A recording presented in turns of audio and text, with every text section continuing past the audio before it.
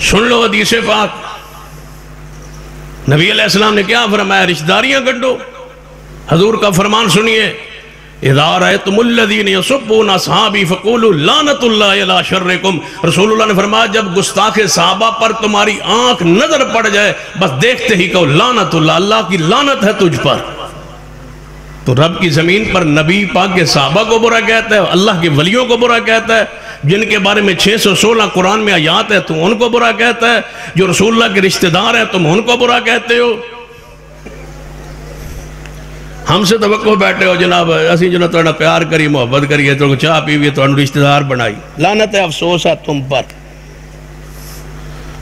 صحابہ کرام سے محبت ہمارا ایمان ہے، ایمان تم نہیں سمجھتے، جو سمجھنا ہوئے تو راتی ننکہ دن نماز پڑھ دیں ویکو مغرب این دی۔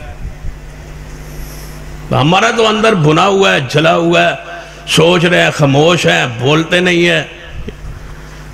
امن کے لیے اور احترام کے لیے اور ملک کے لیے تم سمجھتے ہو کہ شاید یہ ڈر کے سہم کے بیٹھے ہیں، اسی اس جمع ہی نہیں جو ڈر کا دن ہو۔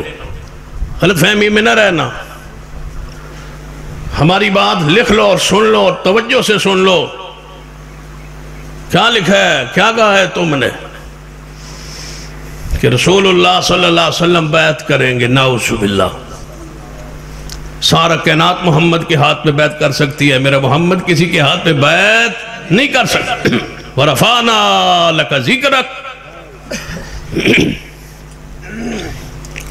امی عائشہ صدیقہ رضی اللہ تعالیٰ عنہ کی طرف آتا ہوں، لیکن یہ بات آپ کو سنا دوں۔ رشتہ منگنا سی فاطمہ الزہرا کا علی کے لیے، اس وقت اوپر بھلایا، میں نیچے آ نہیں سکتا تھا۔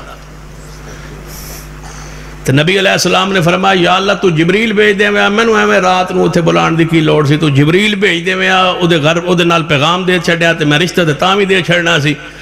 نبی پاک علیہ السلام نے جدوں یہ بات کہی، رب نے کہا چھوڑ جبریل کمی کمینے کو، یہ جملہ یہ نہ ہوں تو ممبر پہ نہیں چڑھوں گا۔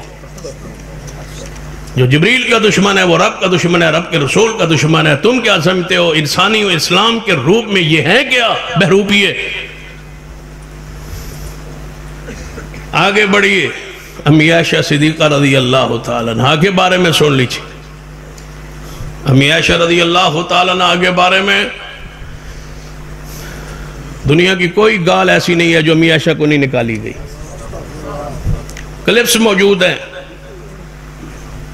بھئی تم نے کوئی اللہ کی زمین پر نیک بندہ پرصاف بندہ چھوڑا ہی نہیں ہے، نہ رب کی ذات کے بارے میں نہ رسول اللہ کے بارے میں۔ یہ قرآن ان کے نزدیک یہاں شعبہ حفظ ہے، استاد جی نے کتنے حافظ یہاں بنائے ہیں، کرائے پڑھاتے رہے، یہاں شعبہ حفظ قائم ہے۔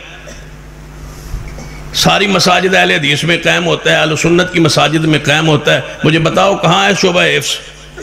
لے آؤ ایک قرآن کا حافظ۔ یہ کیوں نہیں پڑھاتے قرآن؟ یہ کہتے ہیں یہ قرآن اصلی نہیں ہے۔ یہ جو آیت پڑھے ہو نا شان اہل بیت پہ، انما یرید اللہ لیذھب عنکم الرجس اہل البیت ویطہرکم تطہیرا، اس آیت کے بارے میں مولوی فرمان علی رافضی نے یہ لکھا ہے اپنے ایک ترجمے میں، اور تفسیر نمونہ ان کی بڑی تفسیر ہے، اس میں یہ لکھا ہوا ہے کہ یہ آیت یہاں کی نہیں ہے، یہ آیت کسی اور جگہ پر تھی اور وہاں سے اٹھا کے خلیفوں نے یہاں لکھی۔ خلیفہ ابو بکر عمر عثمان وہ قرآن تبدیل کرتے رہے۔ اسی نکے ہونے سن دے سا وڈیرہ کولو عثمان دی بکری قرآن کھا گئی، چھوٹے ہوندے سے سن دے سا عثمان دی بکری قرآن کھا گئی ہے، 40 سپارے قرآن دے آئے، بکری عثمان دی قرآن کھا گئی۔ تمہارا مذہب کوئی قربان جائے جنہ دی قرآن بکری کھا گئی، تو تم کیا یہاں کہہ رہے ہو کر رہے ہو جب بکری قرآن کھا گئی ہے؟ 40 پاروں کا قرآن تھا، 17,000 اس کی آیتیں تھیں، اونٹ کی ران سے بڑا موٹا تھا، اتنا بڑا قرآن تھا۔ یہ تو تھوڑا سا قرآن رہ گیا، باقی قرآن لے گیا ابو بکر عمر عثمان کھا گئے۔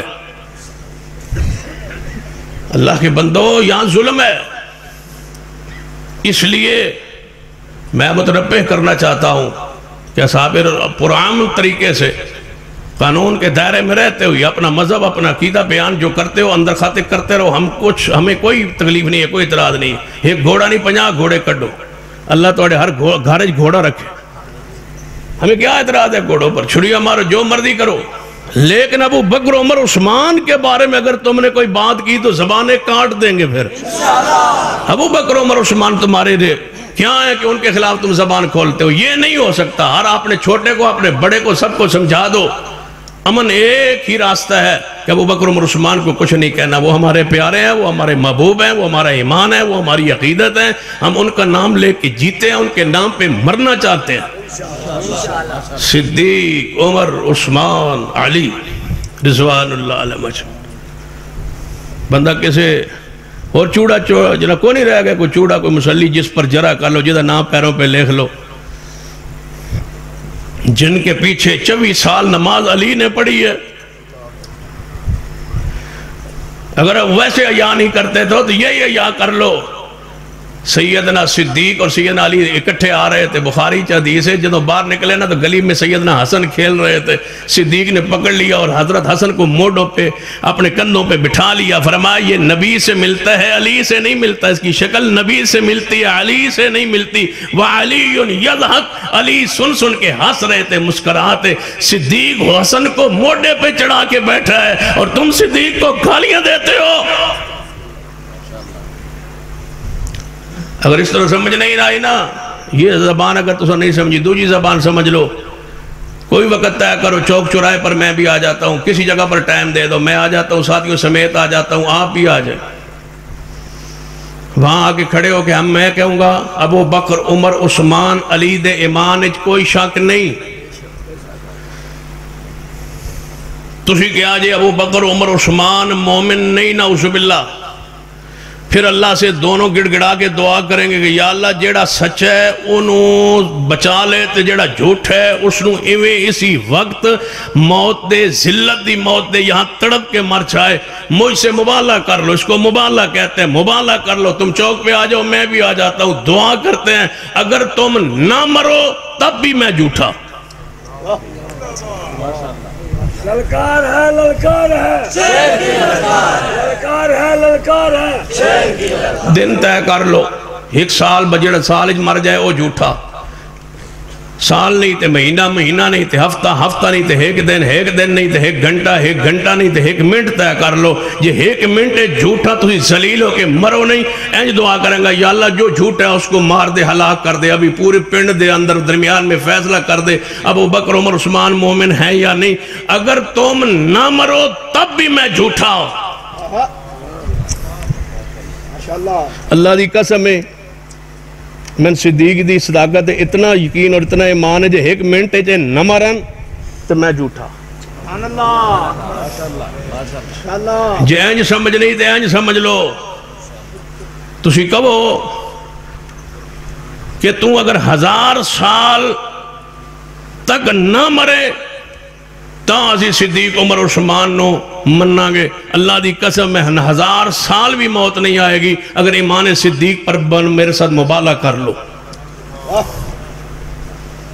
ایک منٹ طے کر لو، ایک دن طے کر لو، جس کا جی چاہے دل کا طے کر لو. سمندری کے ساتھ ایک بستی ہے، وہاں پر عجیب معاملہ ہو. مجلس لگی ہوئی سی، لاؤڈ سپیکر چل دے سن، باہر دے ہونتے نواں دور آ گیا، تبدیلی آ گئی. اس کو سپیکر چل دے ہوندے سن. کسی نے کہا کوئی ہے ابو بکر کی جو صداقت کے لیے مجھ سے مبالغہ کرے. ایک بابا سی اس وقت جوان سی، وہ وہاں سے اٹھا سیدھا ان کے امام برگاہ میں داخل ہو، کہنے لگا میں حاضر ہوں تو میرا نام ہی صدیق ہے. انہاں کہا پھر فیصلہ کی میں کری. اسا کہا فیصلہ جیڑے امام برگاہ بندے بیٹھن جب تک سارے مر نہیں جان گے میں موت نہیں آئے گی. یہ تسی پہلے مر جاؤ تے تسی جھوٹے، جے میں پہلے مر جاواں تے میں جھوٹا. پھر پتہ کی ہویا بابا 120 سال زندہ رہا. جب تک وہ سارے مر نہیں نہ گئے اللہ نے اس نے موت نہیں دیتی.